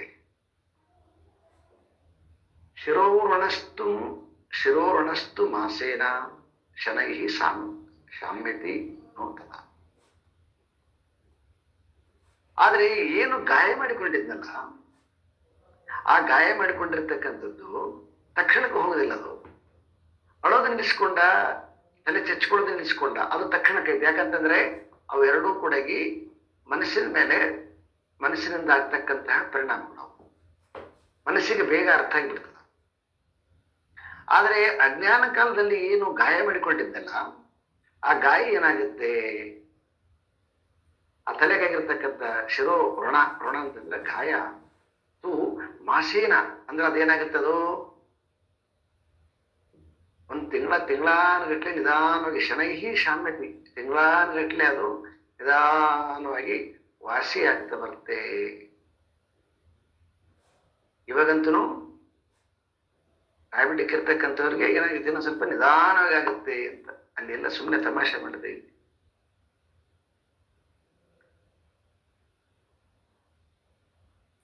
ನಿಧಾನವಾಗಿ ಗಾಯ ವಾಶ ಆಗುತ್ತೆ. ಬಿಟ್ರೆ ಹೆಂಗ ನಾವು ತಲೆ ಚಚ್ಕೊಳ್ಳೋದು ರೋದನ ಮಾಡೋದು ನಿಲ್ಲಿಸ್ತೀವೋ ಹಂಗೆ ತಕ್ಷಣಕ್ಕೆ ಗಾಯ ಮಾಯೋದಿಲ್ಲ. ಇದರಿಂದ ಏನ್ ತೋರಿಸುತ್ತೆ? ಶರೀರದ ಮೇಲೆ ಆಗಿರ್ತಕ್ಕಂತಹ ಪರಿಣಾಮ ನಿಧಾನವಾಗಿ ಆಗುತ್ತೆ.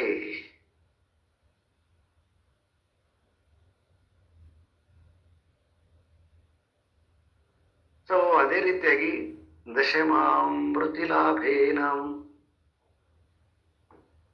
ಜಾತೋ ಹರ್ಷೋ ಋಣೌರಥಾಂ ವಿರೋಧತ್ತೆ ಮುಕ್ತಿ ಲಾಭ ತಥಾ ಪ್ರಾರಬ್ಧ ದುಃಖಿತಾಂ. ಸೊ ಅದೇ ರೀತಿಯಾಗಿ ಇಲ್ಲಿ ನಮಗೇನಾಗುತ್ತೆ, ನಾನು ಈ ಶ್ರವಣದಿಂದ ನಾನು ಆತ್ಮ ಅಂತ ತಿಳಿದ ಮೇಲೆ ನಾವೇನು ಮಾಡ್ತೀವಿ ಅಂತಂದ್ರೆ, ಘಟನೆಗಳು ಆಗುವಂತಹದ್ದು ಸಹಜ. ಆ ಘಟನೆಗಳು ಆಗುವಾಗ ನಾವು ಅಹಂ ಕರ್ತ ಅಂತಾನೆ ಮಾಡಿದ್ದೀವಿ, ಇಟ್ಸ್ ರೈಟ್, ಒಪ್ಪಿಕೊಳ್ಳೋಣ. ಆದ್ರೆ ಅದರ ಫಲ ಇದೆಯಲ್ವಾ, ಏನು ಕರ್ತ ಅಂತ ಮಾಡಿದಾಗ ಅಜ್ಞಾನದಿಂದ ಮಾಡಿರ್ತಕ್ಕಂತಹ ಕರ್ತ, ಆದ್ರೆ ಈಗ ಜ್ಞಾನದಿಂದ ಮಾಡಿರ್ತಕ್ಕಂತಹ ಕರ್ತನಿಗೆ ವ್ಯತ್ಯಾಸ ಎಲ್ಲದ ಅಂತಂದ್ರೆ ಮನಸ್ಸಿನಲ್ಲಿ ವ್ಯತ್ಯಾಸ ಇದೆ. ಜ್ಞಾನದಿಂದ ಮಾಡಿರ್ತಕ್ಕಂಥವನು ತಕ್ಷಣಕ ಕರ್ತ ಅಂತ ಮಾಡಿದಾಗಲೂ ಕೂಡ ಈ ಫಲದಲ್ಲಿ ಇವನು ಏನಾಗ್ತಾನ, ಸಂಪೂರ್ಣವಾಗಿ ನಾಲೆಡ್ಜ್ ಇರೋದ್ರಿಂದ ಯಾವಾಗ ಅವನು ಫಲವನ್ನ ತೆಗೆದು ಬಿಡ್ತಾನೋ ಆವಾಗ ಅದು ಕೇವಲ ಕರ್ಮ ಆಗಿರುತ್ತೆ ಬಿಟ್ರೆ ಅದು ಯಾವುದೇ ರೀತಿಯಾಗಿರ್ತಕ್ಕಂಥ ಫಲಕ್ಕೆ ಆಸ್ಪದ ಕೊಡೋದಿಲ್ಲ.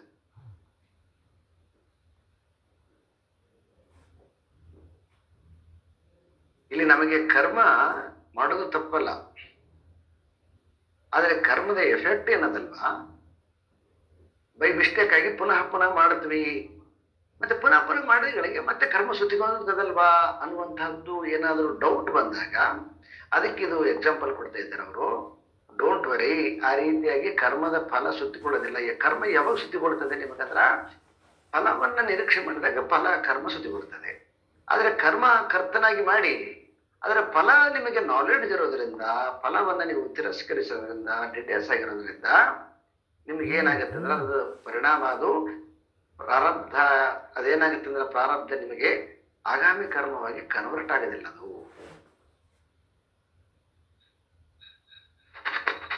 ಅದು ಆಗಾಮಿ ಕರ್ಮವೂ ಪುನಃ ಏನಾಗುತ್ತೆ, ಸಂಚಿತ ಕರ್ಮ ಆಗುತ್ತಲ್ವ, ಮತ್ತೆ ಪುನಃ ಸಂಚಿತ ಕರ್ಮ ಆಗಿ ಅದು ಕನ್ವರ್ಟ್ ಆಗೋದಿಲ್ಲ. ಅದು ಮಾಡುವಾಗ ಅದು ಎಫೆಕ್ಟ್ ಆಗುತ್ತೆ ಅಷ್ಟೇನೆ, ಆದ್ರೆ ಅದು ನಮಗೆ ಸಂಚಿತ ಕರ್ಮವಾಗಿ ಕನ್ವರ್ಟ್ ಆಗೋದಿಲ್ಲ. ಹಾಗೆ ನಾವು ಆತ್ಮಜ್ಞಾನವನ್ನ ತಿಳಿದ ಮೇಲೆ ಅದರ ಲಾಭ ಏನು ಅಂತಂದ್ರೆ, ನಾವು ಕರ್ತನಾಗಿ ಕೆಲಸ ಮಾಡಿದಾಗಲೂ ಕೂಡ ನಮ್ಮ ಜರ್ನಿ ಪ್ರಾರಬ್ಧವನ್ನ ಕಳ್ಕೊಳಕ್ಕಿರ್ತದೆ ಬಿಟ್ರೆ ಸಾಮಾನ್ಯ ಜೀವಿಗಳಂತೆ ಮತ್ತೆ ನಮ್ದು ಸಾಮಾನ್ಯ ಚಕ್ರದಲ್ಲಿ ಇರೋದಿಲ್ಲ. ಇದು ಎಲ್ಲನೂ ಕೂಡ ಅತ್ಯಂತ ಸೂಕ್ಷ್ಮವಾಗಿರ್ತಕ್ಕಂಥದ್ದು. ಮತ್ತೆ ಇದರ ನಡೆ ಎಲ್ಲನೂ ಕೂಡ ಆ ಜ್ಞಾನಿಗೆ ಅಷ್ಟೇ ಗೊತ್ತಾಗುತ್ತೆ ಬಿಟ್ರೆ ಹೊರಗಳವ್ರಿಗೆ ಯಾರಿಗೆ ಗೊತ್ತಾಗೋದಿಲ್ಲ. ಹೊರಳವ್ರಿಗೆ ಏನಾಗಿರ್ತದೆ, ಯಥಾಸ್ಥಿತಿ ಇರ್ತದೆ, ಎಲ್ಲರೂ ಹೆಂಗ್ ಮಾಡ್ತಾರೆ ಹಂಗೆ ಮಾಡ್ತಾರೆ ಅಂತಿಕೊಂಡಿರ್ತಾರೆ ಅವರು. ಆದ್ರೆ ಇದು ಎಲ್ಲ ಬದಲಾವಣೆ ಎಲ್ಲಿರ್ತದೆ ಅಂದ್ರೆ ಮನೋಸ್ತರದಲ್ಲಿ ಇರ್ತದೆ. ಆಂತರಿಕವಾಗಿರ್ತಕ್ಕಂತಹ ಬದಲಾವಣೆ ಇರ್ತದೆ ಬಿಟ್ರೆ ಹೊರಗಡೆಗೆ ಕರ್ಮ ರೀತಿಯ ಯಾವುದೇ ರೀತಿಯಾಗಿರ್ತಕ್ಕಂತಹ ಬದಲಾವಣೆ ಇರೋದಿಲ್ಲ. ಇದು ನಾವು ಬಹಳ ಸ್ಪಷ್ಟವಾಗಿ ಅರ್ಥ ಮಾಡಿಕೊಳ್ಳೋಣ.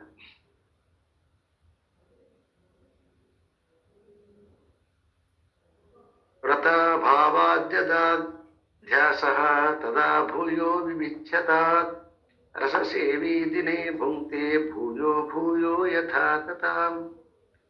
ವ್ರತ ಅಭಾವಾತ್ ಯಥಾ ಅಧ್ಯಾಸಃ ತಥಾ ಭೂಯೋ ವಿವಿಚ್ಯತಾಂ.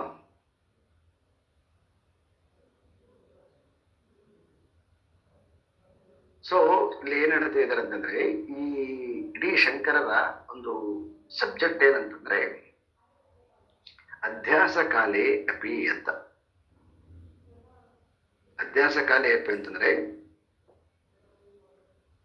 ಏನು, ಈ ಒಂದು ಸಂಘಾತ ಚಿದಾಭಾಸನ ಸಂಘಾತ ಇದೆಯಲ್ಲ, ಅದು ರಿಯಲ್ ಚಿದಾಭಾಸನ ಆಗಿರ್ತಕ್ಕಂಥದ್ದಲ್ಲ, ಅದು ಅಧ್ಯಾಸದಿಂದ ಆಗಿರ್ತಕ್ಕಂಥದ್ದು. ಆ ಅಧ್ಯಾಸದ ಕಾರಣದಿಂದ ಕರ್ಮದ ಸರಪಳಿಯನ್ನ ಸುತ್ತಿಕೊಂಡೆ.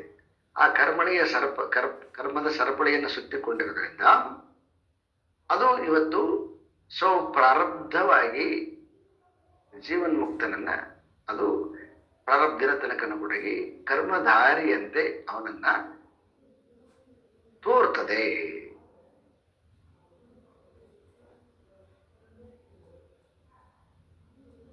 ಅದು ತೋರ್ತದೆ ಬಿಟ್ರೆ ಅದು ಅವನಿಗೆ ಬಂಧನವಾಗದಿಲ್ಲ. ಹಾಗಾಗಿ ಆ ಏನು ಭೋಗ ಕಾಲದ ಏನು ನಾವು ಪ್ರಾರಬ್ಧ ಅಂತ ಕರಿತೀವಿ, ಆ ಪ್ರಾರಬ್ಧವನ್ನ ಸವಿಸ್ಲಿಕ್ಕೋಸ್ಕರ ಸಲುವಾಗಿ, ಅದನ್ನ ಕಳ್ಕೊಳ್ಳೋಕ್ಕೋಸ್ಕರ ಸಲುವಾಗಿ ಎಕ್ಸಾಂಪಲ್ ಬಹಳ ಬ್ಯೂಟಿಫುಲ್ ಆಗಿ ಕೊಟ್ಟಿದ್ದಾರೆ. ರಸಸೇವಿ ದಿನೇ ಭುಂಕ್ತೆ ಅಂದ್ರೆ ರಸಸೇವಿ ದಿನೇ ಭುಂಕ್ತೆ ಭೂಯೋ ಭೂಯೋ ಯಥಾತಥ ಅಂತ. ಇಲ್ಲಿ ಒಂದು ರಾಮಕೃಷ್ಣ ಮಠದವರು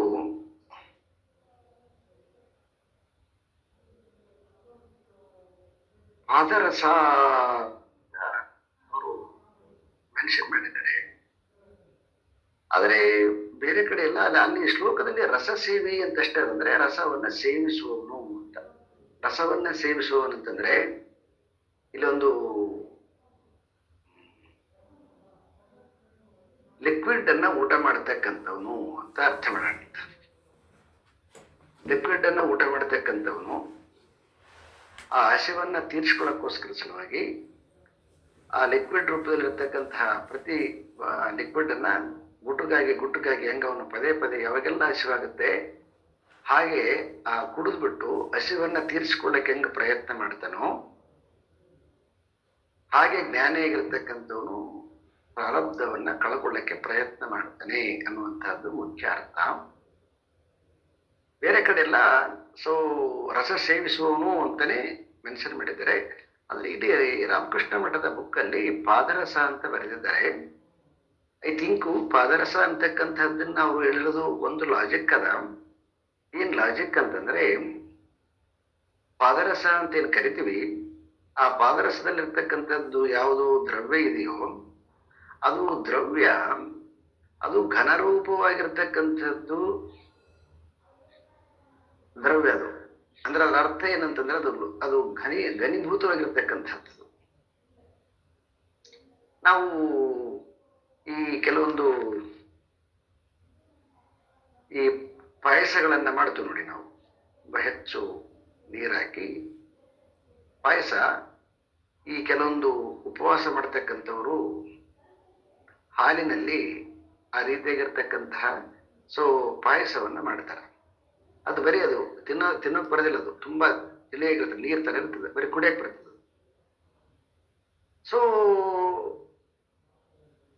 ಆ ರೀತಿಯಾಗಿ ಅರ್ಥ ಬರುವ ಕಾರಣದಿಂದ ಅವರು ಪಾದರಸ ಅನ್ನುವಂಥ ಶಬ್ದವನ್ನ ಪ್ರಯೋಗ ಮಾಡಿದ್ದಾರೆ ಅಂತ ಅನ್ಸುತ್ತೆ.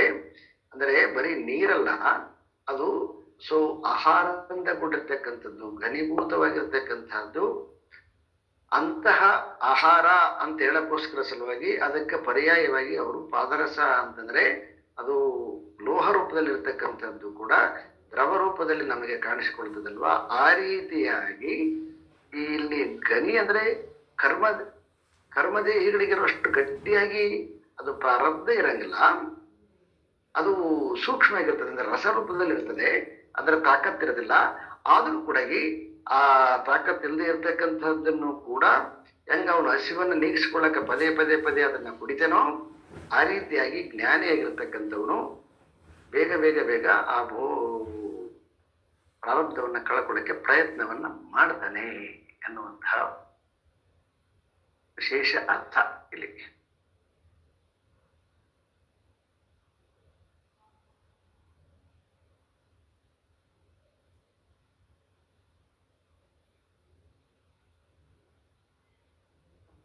ಇದು ಇನ್ಯಾರಾದ್ರೂ ಏನಾದ್ರೂ ಇದು ರಸಸೇವಿ ಅಂತಕ್ಕಂಥದ್ದು ಬೇರೆ ಏನಾದ್ರೂ ಎಕ್ಸ್ಪ್ಲನೇಷನ್ ಕೊಟ್ಟಿದ್ರೆ ಅಂತಂದ್ರೆ ಅದನ್ನು ಕೂಡ ಬರೆಯುವಾಗ ನಿಮ್ಗೆ ಯಾವ್ದಾರ ಗೊತ್ತಿತ್ತಂದ್ರೆ ಬರಿಬಹುದು. ರಸಸೇವೆ ಅಂತ ಇದೆ. ಇನ್ನು ಕೆಲವೊಂದು ಬುಕ್ಗಳಲ್ಲಿ ರಸಸೇವನೆ ಅಂತಾನೆ ಪ್ರಯೋಗ ಮಾಡಿದ್ದಾರೆ, ಆದ್ರೆ ಇವರು ಪಾದರಸ ಅಂತ ಮಾಡಿದ್ದಾರೆ. ಅಂದ್ರೆ ಪಾದರಸಕ್ಕೆ ಈ ರೀತಿಯಾಗಿ ಅರ್ಥ ಇರ್ಬೋದೇನೋ ಅಂತ ನಾನು ಒಂದಿಷ್ಟು ಬುದ್ಧಿಯಿಂದ ನನ್ನ ಬುದ್ಧಿಯಿಂದ ಆಲೋಚನೆ ಮಾಡಿದ್ದೀನಿ.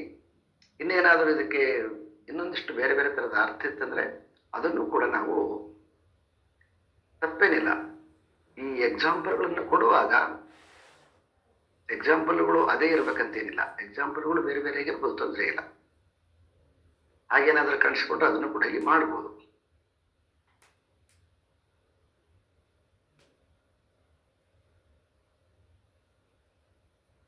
ಶಮಯತ್ಯೌಷಧೀನಾಯಂ ಶಮಸ್ವಂ ಋಣಂ ಯಥಾ ಭೋಗೀನ ಶಮಯಿತ್ವೇತತು ಪ್ರಾರಬ್ಧಂ ಮುಚ್ಯತೆ ತಥಾ. ಶಮಯತಿ ಔಷಧೇನ ಅಯಂ ದಶಮಃ ಸ್ವಯಂ ಋಣಂ ಯಥಾ. ಅಂದರೆ ಈ 10ನೇವನು ಅಂದ್ರೆ ದಶಮ ನ್ಯಾಯ ತಗೊಂಡು ಮತ್ತೆ ಮಾತಾಡ್ತಿದ್ದಾರೆ. ಹೇಗೆ ತನಗಾಗಿರ್ತಕ್ಕಂಥದ್ದು ಋಣ ಏನಾಗಿತ್ತಲ್ವಾ ಅದನ್ನೇನ್ ಮಾಡ್ತಾನೆ ಅವನು, ಸೊ ಔಷಧದಿಂದ ಏನ್ ಮಾಡ್ತಾನೆ, ಅದನ್ನೇನ್ ಮಾಡಿಕೊತಾನೆ, ಗಾಯವನ್ನ ಮಾಯಿಸ್ಕೊಳ್ತಾನೆ. ಅವನು ಗಾಯವನ್ನ ಮಾಯಿಸ್ಕೊಳ್ತಾನೆ. ಅದೇ ರೀತಿಯಾಗಿ ಈ ಜ್ಞಾನಿಯಾಗಿರ್ತಕ್ಕಂಥವನು ತನ್ನ ಜ್ಞಾನದಿಂದ ಈ ಪ್ರಾರಬ್ಧವನ್ನ ಭೋಗಿಸುವುದರ ಮುಖಾಂತರವಾಗಿ ಅದರಿಂದ ಹೊರಗಡೆ ಬರ್ತಾನೆ. ಈ ಹೊರಗಡೆ ಬಂದು ಏನಾಗುತ್ತಾನೆ ಅವನು ಪ್ರಾರಬ್ಧ ಮುಚ್ಚತೆ ತಥ. ತಾನು ಆ ಪ್ರಾರಬ್ಧವನ್ನ ಕಳೆದುಕೊಂಡ್ಬಿಟ್ಟು ದೇಹ ಇರುವಾಗಲೇ ಅವನು ಮುಕ್ತಿಯನ್ನ ಪಡಿತಾನೆ.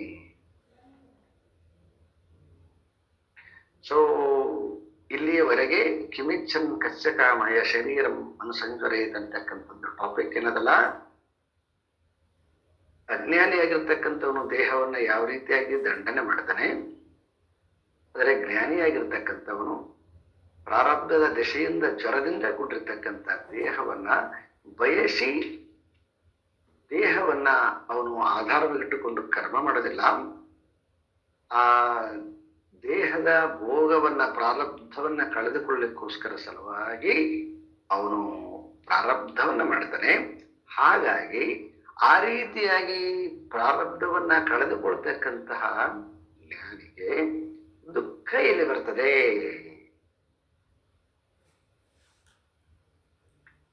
ನಾವು ಪಾಠದ ಪ್ರಾರಂಭದಲ್ಲಿ ಈ ಒಂದು 7 ಸ್ಟೆಪ್ಸು ನೋಡಿದ್ವಿ ನಾವು. ಅಜ್ಞಾನ, ಆವರಣ, ವಿಕ್ಷೇಪ, ಪರೋಕ್ಷ, ಅಪರೋಕ್ಷ. ಅದಾದ್ಮೇಲೆ ದುಃಖ ನಿವೃತ್ತಿ, ಸುಖ ಪ್ರಾಪ್ತಿ ಅಂತಕ್ಕಂಥದ್ದು ಈ 7 ಸ್ಟೆಪ್ಸ್ಗಳು. ಇವಾಗ ಏನಾಯ್ತು ಅಂತಂದ್ರೆ ಈ ಶ್ಲೋಕದಿಂದ ದುಃಖ ನಿವೃತ್ತಿ ಅಂತಕ್ಕಂಥದ್ದು ಸಂಪೂರ್ಣಗೊಳಿಸಿದ್ರು. ಯಾಕಂದ್ರೆ ಈಗ ಅವನಿಗೆ ದುಃಖ ಇಲ್ಲ, ಭೋಗ ಮಾಡ್ತಾ ಇದ್ದಾನೆ, ದುಃಖ ಇಲ್ಲ. ಯಾಕೆ ದುಃಖ ಇಲ್ಲ ಅಂತಂದ್ರೆ ಶರೀರವನ್ನು ಉಳಿಸ್ಕೊಳ್ಬೇಕಂತ ಭೋಗ ಮಾಡ್ತಿಲ್ಲ, ಅವನು ಪ್ರಾರಬ್ಧವನ್ನ ಕಳ್ಕೊಳ್ಬೇಕಂತ ಭೋಗ ಮಾಡ್ತಾನೆ. ಹಾಗಾಗಿ ಅವನಿಗೆ ಈಗ ದುಃಖನೇ ಇಲ್ಲ. ಯಾವಾಗ ದುಃಖ ಇಲ್ಲವೋ ಅವಾಗ ಉಳಿದಿರ್ತಕ್ಕಂಥದ್ದು ಏನದು, ಅಮೃತ ಪ್ರಾಪ್ತಿ ಅನ್ನುವಂಥದ್ದನ್ನ ಮುಂದಿನ ಶ್ಲೋಕದಲ್ಲಿ ಸೇರಿಸ್ಕೊಂಡ್ಬಿಟ್ಟು ಹೇಳ್ತಾರೆ. ಅದನ್ನ ಮತ್ತೆ ನಾವು ನೆಕ್ಸ್ಟ್ ಕ್ಲಾಸ್ ನೋಡೋಣ. ಓಂ ಪೂರ್ಣಮದಃ ಪೂರ್ಣಮಿದಂ ಪೂರ್ಣಾತ್ ಪೂರ್ಣಮುದಚ್ಯತೆ ಪೂರ್ಣಸ್ಯ ಪೂರ್ಣಮಾದಾಯ ಪೂರ್ಣಮೇವಾವಶಿಷ್ಯತೆ. ಓಂ ಶಾಂತಿ ಶಾಂತಿ ಶಾಂತಿ. ಹರಿ ಓಂ. ಶ್ರೀ ಗುರುಭ್ಯೋ ನಮಃ. ಹರಿ ಓಂ.